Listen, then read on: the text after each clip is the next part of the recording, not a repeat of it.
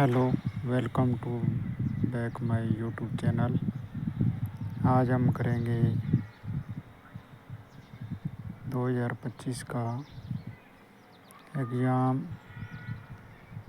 यानी annual exam paper जो है क्वेश्चन पेपर 10th क्लास का सॉल्व करेंगे।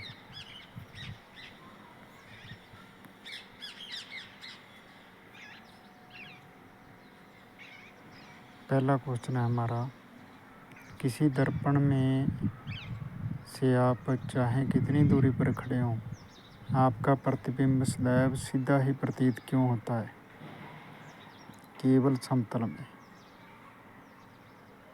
क्वेश्चन दूसरा, किसी विद्युत बल्ब का अनुमतांक 220 वोल्ट है तथा 100 वाट है। जब इसे 110 वोल्ट पर करेंगे तो इसकी शक्ति कितनी होगी। तो यदि हम वोल्टेज को आधा करेंगे तो शक्ति 4 गुना कम हो जाएगी। इसका उत्तर है 25 वाट।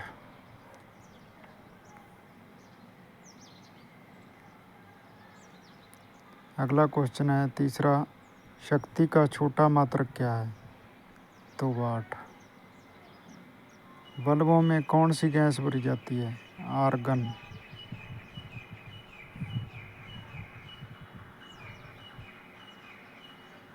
कथन अभिकथन, नेत्र लेंस में अपनी फोकस लंबाई को संयोजित करके रेटिना पर स्पष्ट रूप से फोकस करने की क्षमता होती है। इस घटना को समायोजन की शक्ति के रूप में जाना जाता है। इसका आंसर है ए, यानी ए और आर दोनों सत्य हैं। आर ए की सही व्याख्या है।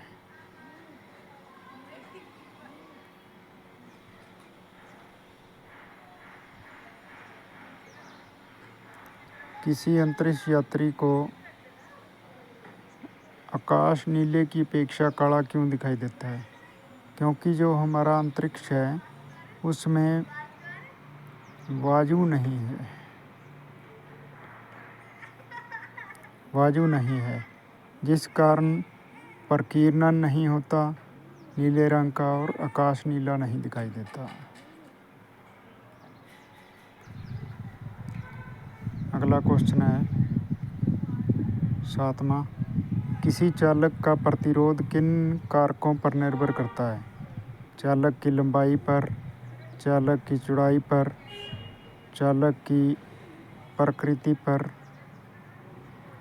निर्भर करता है। इन 3 बातों पर निर्भर करता है। अगला क्वेश्चन 8वां, ओम के नियम को परिभाषित करने वाला सही जो सूत्र बताएं।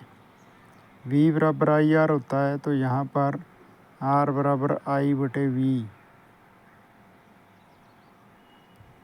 V बराबर आई आर, V बराबर आई आर, R उधर रह गया, V बटे आई आएगा। ए क्वेश्चन सही हो जाएगा।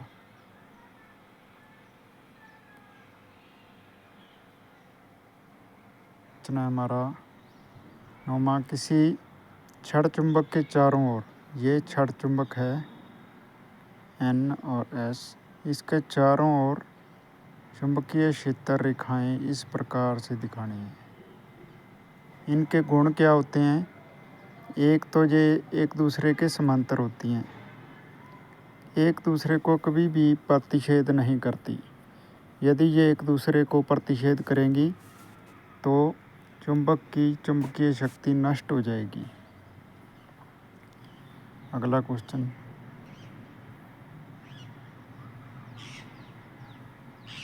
10वां, अवतल दर्पण के मुख्य फोकस की परिभाषा दीजिए। अवतल दर्पण में जब प्रकाश की किरणें जाती हैं तो वह परावर्तित होकर एक बिंदु पर मिलती हैं। उस बिंदु को मुख्य फोकस कहते हैं। यह मुख्य जो रेखा होती है उस पर आकर के मिलती हैं। जिस बिंदु पर मिलती हैं वह उसका फोकस, मुख्य फोकस या फोकस दूरी कहलाता है। अगला क्वेश्चन उस दर्पण का नाम बताइए जो बिंब का सीधा और आवर्धित प्रतिबिंब बना सके। तो अवतल दर्पण। उत्तल दर्पण छोटा बनाता है और बड़ा क्षेत्र दिखाता है। तीसरा क्वेश्चन, हम वाहनों में उत्तल दर्पण का प्रयोग क्यों करते हैं? यह बड़े क्षेत्र को छोटे प्रतिबिंब बनाकर दर्शाता है।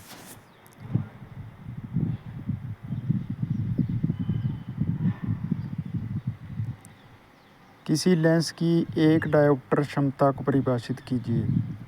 जब किसी लेंस की फोकस दूरी 1 मीटर हो तो उसकी क्षमता 1 डायोप्टर होती है।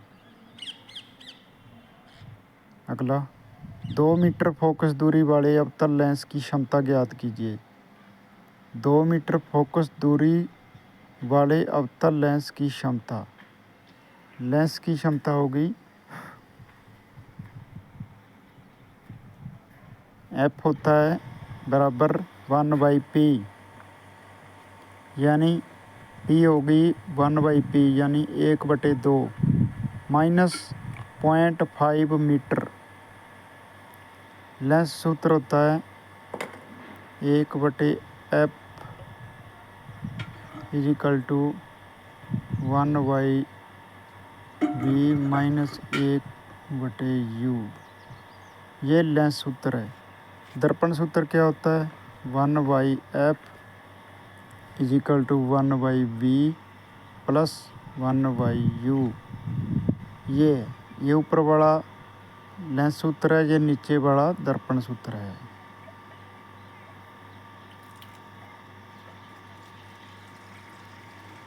अगला क्वेश्चन है, नमकीन पैकेट से निकलने के उपरांत विकृत गंधिता से बचाने हेतु क्या करेंगे? नाइट्रोजन गैस भरेंगे। अगला क्वेश्चन,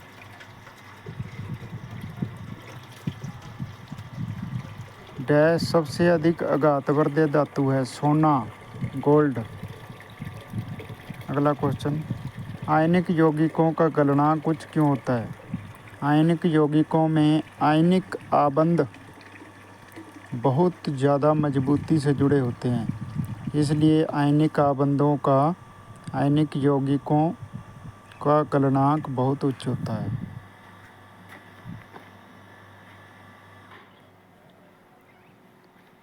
अभिकथन, हमारा उदर हाइड्रोक्लोरिक अम्ल उत्पन्न करता है। कारण, हाइड्रोक्लोरिक अम्ल लाल लिटमस को नीला कर देता है। तो इसका आंसर आएगा ए और आर दोनों सत्य हैं। नहीं, ए सत्य है लेकिन आर असत्य है। इसका आंसर आएगा सी, क्योंकि जो अम्ल होते हैं वो नीले लिटमस को लाल कर देते हैं।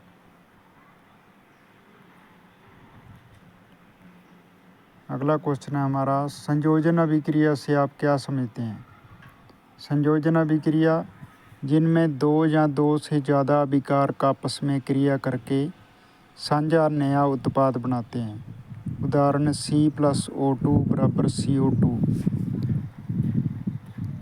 विरंजक चूर्ण का रासायनिक सूत्र और उसके 2 उपयोग। विरंजक चूर्ण का रासायनिक सूत्र होता है CaOCl2। इसके उपयोग हैं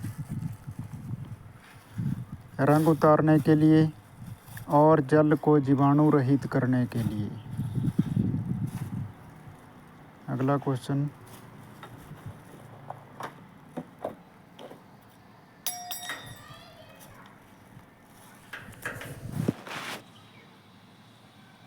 है हमारा, जल की अनुपस्थिति में अम्लीय व्यवहार क्यों नहीं दर्शाते? क्योंकि जल की उपस्थिति के बिना H+ आयन या OH- आयन नहीं बनते, जिस कारण जल की अनुपस्थिति में अम्लीय व्यवहार नहीं दर्शाता। अगला क्वेश्चन है, उदासीनीकरण अभिक्रिया। अम्ल तथा क्षार आपस में मिलकर लवण व जल बनाते हैं। उदाहरण HCl + NaOH मिलकर NaCl व H2O बनाते हैं। Fe जो है उसमें ऑक्सीजन जुड़ रही है, तो ये ऑक्सीकरण हो रहा है इसका। जो कॉपर सल्फेट है उसमें से ऑक्सीजन निकल रही है, तो जो कॉपर सल्फेट है वो अपचायक है।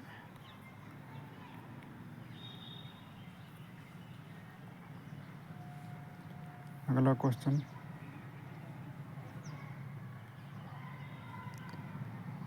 तनु सल्फ्यूरिक अम्ल दानेदार जिंक के साथ अभिक्रिया करता है, इसकी संतुलित समीकरण लिखनी है। तनु सल्फ्यूरिक अम्ल यानी H2SO4 प्लस जिंक क्या बना रहे हैं? जिंक सल्फेट प्लस हाइड्रोजन निकल रही है इसमें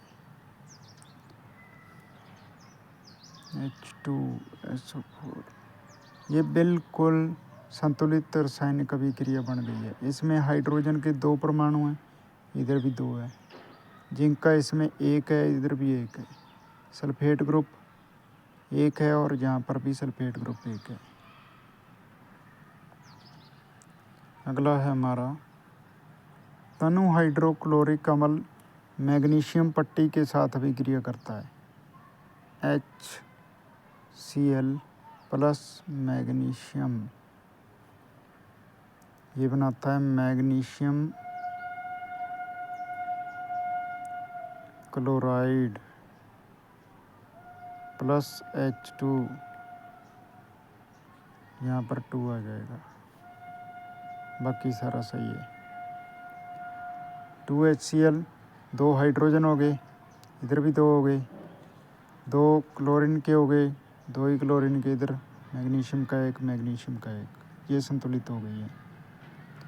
अगला है हमारा, तनु HCl लो के रेतन के साथ अभिक्रिया, ये HCl है प्लस Fe है, 2HCl plus Fe is equal to बनेगा FeCl2 और H2।